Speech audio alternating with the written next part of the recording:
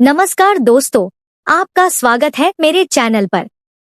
आज मैं आपके लिए एक अत्यंत भावपूर्ण और हृदयस्पर्शी प्रेम कहानी लेकर उपस्थित हूँ। लौरिया नामक शांत और सुंदर हिल स्टेशन में आरव नाम का एक संकोची, सौम्य और कलात्मक युवक रहता था, जिसकी छोटी सी आर्ट गैलरी उसकी दुनिया का सबसे प्रिय स्थान थी। वह अपनी पेंटिंग्स में रंग भरता तो था, पर जीवन में रंग भरने वाला कोई अपना उसे अब तक नहीं मिला था। उसी शहर में रहने वाली सेनिया, एक हंसमुख, संवेदनशील और बारिश से प्रेम करने वाली युवती, हर दिन कॉलेज जाते हुए आरव की गैलरी के सामने से गुजरती थी और अनजाने ही उसकी पेंटिंग्स को देखने के बहाने उस व्यक्ति को भी देख लेती, जिसने अब तक उससे एक शब्द भी नहीं कहा था। एक दिन अचानक तेज बारिश होने लगी और सेनिया का छाता हवा में उड़कर दूर चला गया। भीगी हुई वह गैलरी के सामने खड़ी थी कि तभी आरव पहली बार बाहर आया और विनम्रता से बोला, कृपया भीतर आ जाइए, आपकी किताबें भीग जाएंगी। और यहीं से दो अनजान लोगों के बीच एक कोमल सी अनुभूति जन्म लेने लगी। अगले कई दिनों तक सेनिया कॉलेज से लौटकर गैलरी आने लगी और आरव उसके लिए अपने हाथों से कॉफी बनाता।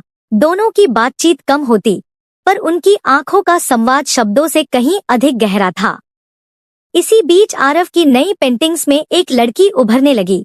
बारिश में भीगी हुई, हवा में उड़ते बाल, हाथ में डायरी और आंखों में कोमल चमक, जिसे देखते ही सेनिया समझ जाती कि यह वह स्वयं ही है।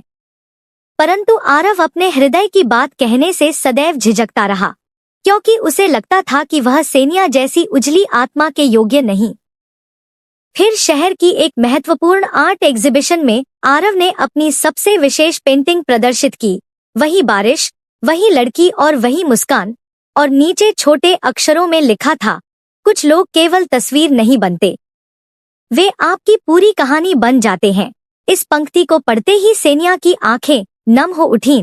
उसने मुड़कर आरव की ओर देखा और धीरे से उसके निकट आकर कहा, यदि यह कहानी मेरी है तो इसे अधूरा मत छोड़िए। आरव ने पहली बार उसकी आंखों में पूरे आत्मविश्वास के साथ देखा और बोला, मैं तुम्हें खोने से डरता था। जिस पर सेनिया ने उसका हाथ थामकर मुस्कुराते हुए कहा, तो फिर मुझे थामे रखिए, क्योंकि मैं कहीं नहीं जाने वाली।